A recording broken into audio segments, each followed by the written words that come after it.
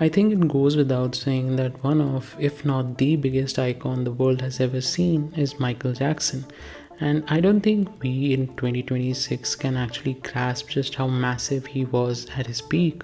Even 25 years ago, even 30 years ago, when he fully took over the global culture, it didn't feel like the world had ever seen anyone like him before.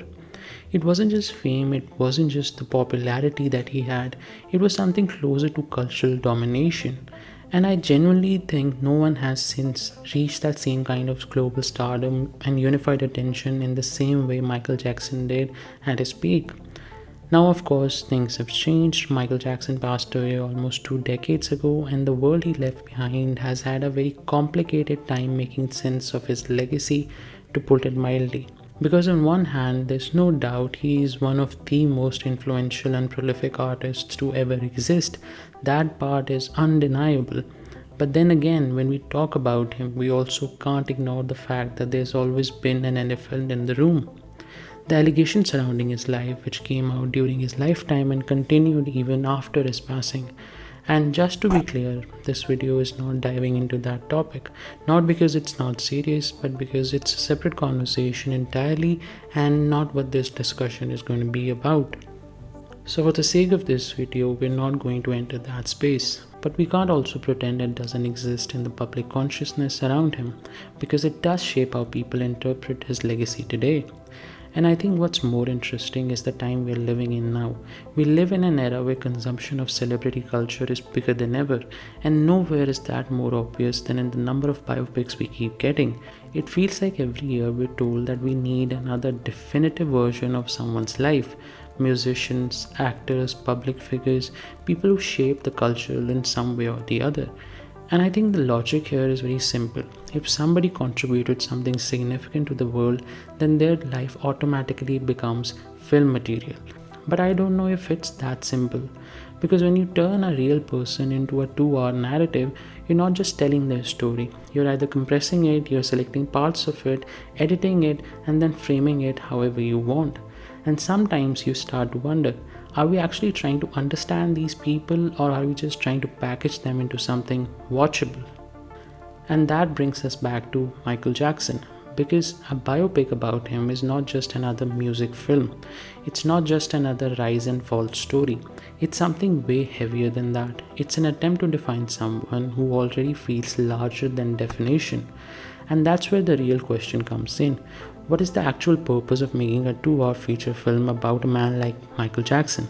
Is it to celebrate him? Is it to critique him? Is it to understand him? Or is it just to consume him again in a new format?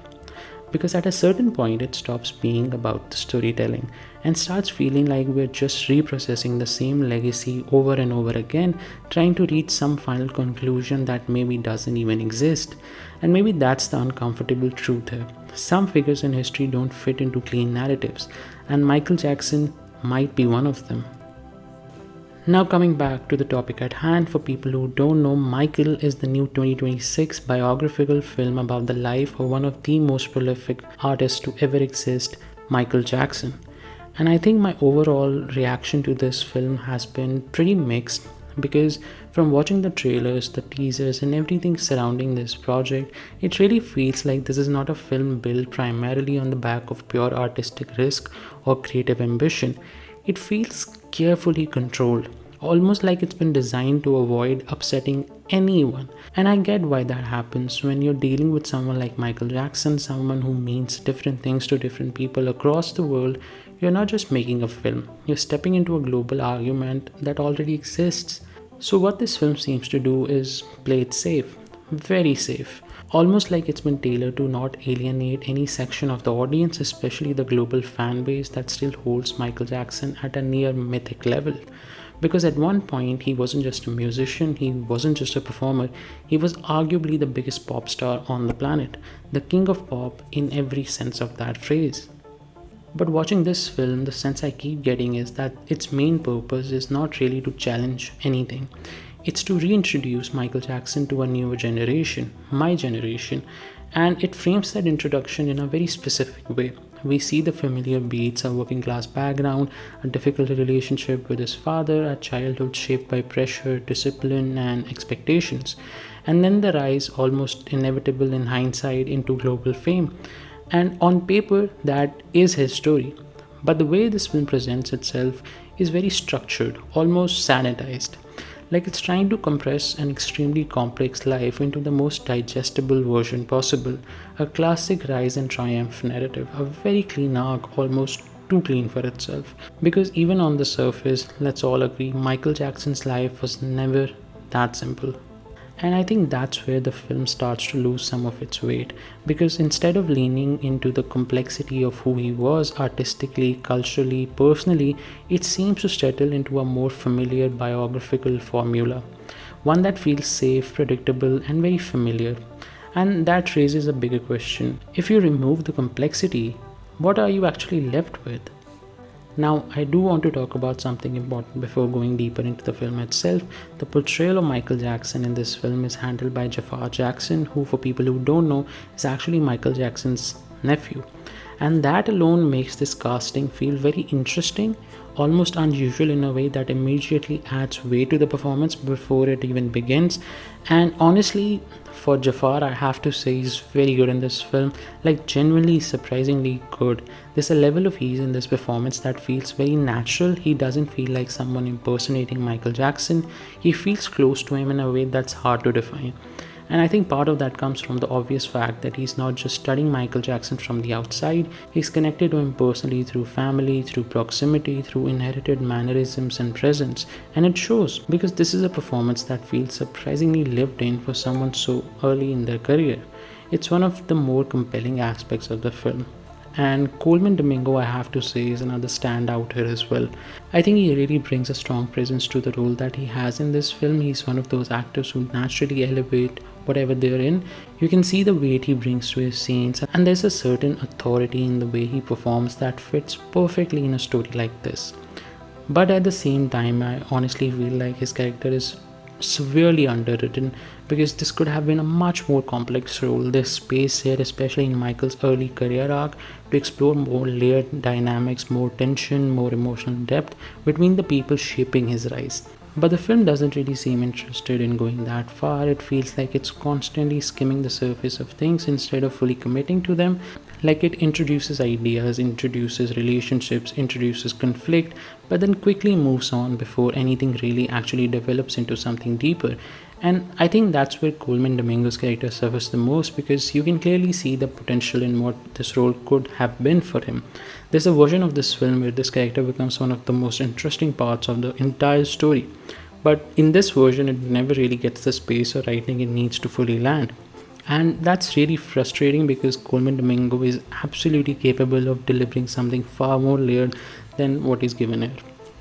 Other than that, I honestly think despite these performances that definitely elevate the material far beyond what the writing gives them, there isn't really anything exceptionally great or memorable to discuss about this film. Because at its core, this is one of the most generic and the most formula driven pieces of filmmaking I've seen in a really long time. It feels like celebrity worship, but in the worst of ways. Not the kind that celebrates the complexity or the legacy of the artist, but the kind that flattens everything into something safe and controlled and easily digestible. And I think what really makes that even more noticeable are the production stories surrounding the film. There have been constant reports of delays, studio interference, and shifting creative direction throughout its development.